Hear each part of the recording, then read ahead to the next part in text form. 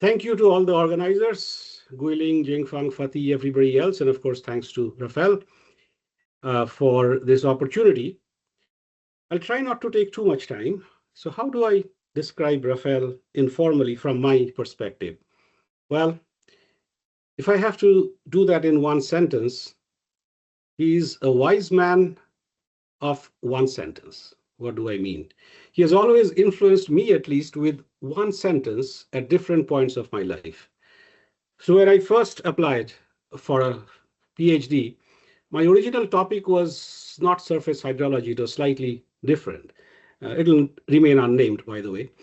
But I sent an email to Rafael saying that I had read this wonderful paper in some journal and I really wanted to do work in this area, but I don't have any background. Is it feasible?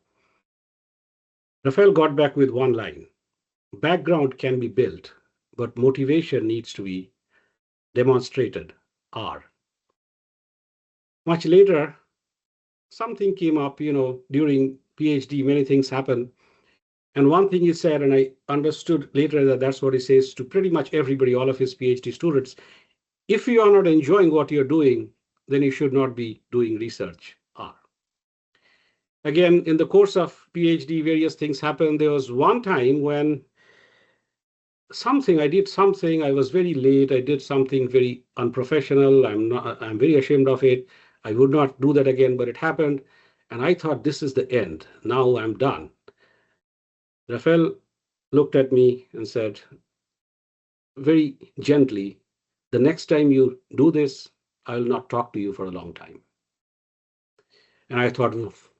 But I also thought, this is something I should listen to carefully. Then there is, at some point, I got a letter from a company saying they wanted to hire me. Those were different days. I didn't apply to anything. They just sent me an email seeing my website. We went to Rafael. There was all kinds of discussions then. And after certain discussions, Rafael said, especially after learning that some people said, oh, if you do something like that, you'll never be able to come back to academia. Rafael said to me, this is a growing problem with our discipline. All of us need to realize we have to keep our students marketable. We should do this. But of course, much later, he did say that perhaps this is the first and last time that either of us will do this, but it was an interesting experience.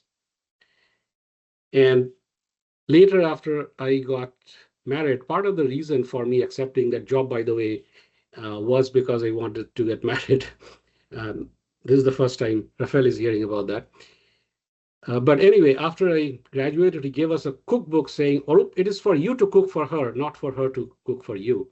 And much later, when he came to visit us at Oak Ridge National Lab to give a talk, he said to both Shri and I, Shri is my wife, Auroop, remember the secret of a great marriage. Yes, dear. And that was about a TV clip where a reporter was interviewing a very old couple, asking them the secret to their long lives and marriages, and one of them was answering, and only occasionally when prompted, the other would respond with a simple, yes, dear. The other things I remember, we are in India once for some conference. Some discussions came out around nature and science journals. I think Leho was there. And one interesting thing, Rafael said, yes, they publish good research, but why do they have to be so clubby? And the IPCC email scandal happened around that time. And I remember Rafael saying very kindly that they are doing important work, good work. And this does not discredit any of that at all, but why do they have to be so clueless? And the final thing I remember, which many of us heard in Boston, this was a memorial for Pete Eagleson, when Rafael said this to the audience that, you know why Pete really got worked up to do all these things in hydrology? So because somebody told Pete that hydrologic science is to hydraulic engineering what astrology is to astronomy, and Pete was not going to take that lying down.